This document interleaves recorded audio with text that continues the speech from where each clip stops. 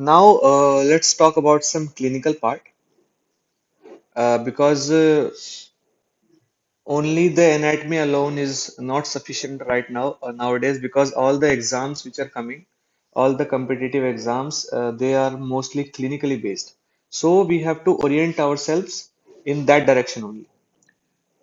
Anatomy रटते जाओ पढ़ते जाओ फर्क नहीं पड़ेगा उसको ज्यादा आपको जब तक कि आप उसको क्लिनिकली अप्लाई करना नहीं सीख लेते वो आपको हमेशा परेशान ही करेगी सो you can see there is a triangle known as the triangle of auscultation. So this triangle of auscultation, it is a small triangular interval which is bounded medially. You can see it is bounded by the trapezius muscle. Laterally, it is bounded by the medial border of the scapula, and inferiorly by the upper border of the latissimus dorsalis. So you can see these are the borders of this triangle of auscultation.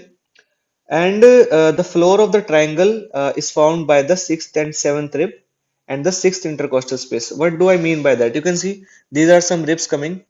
So the floor, right?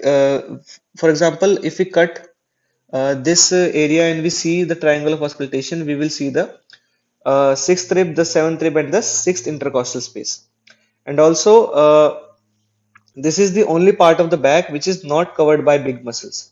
So the respiratory sounds of the apex of the lower lobe can be heard through this, and of course we can use a stethoscope. And on this area, these sounds are heard better.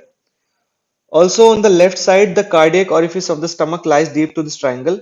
And in days before X-rays were discovered, the sounds of swallowed liquids were also auscultated over the triangles to confirm that if there is any esophageal tumor.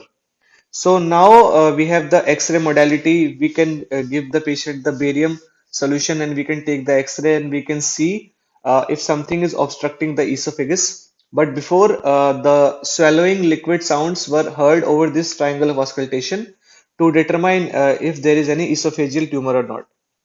So this was our triangle of auscultation. So what you have to know in this triangle of auscultation, you have to know the borders.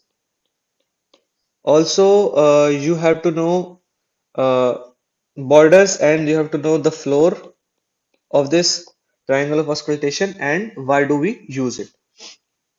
So this was one triangle, the triangle of auscultation.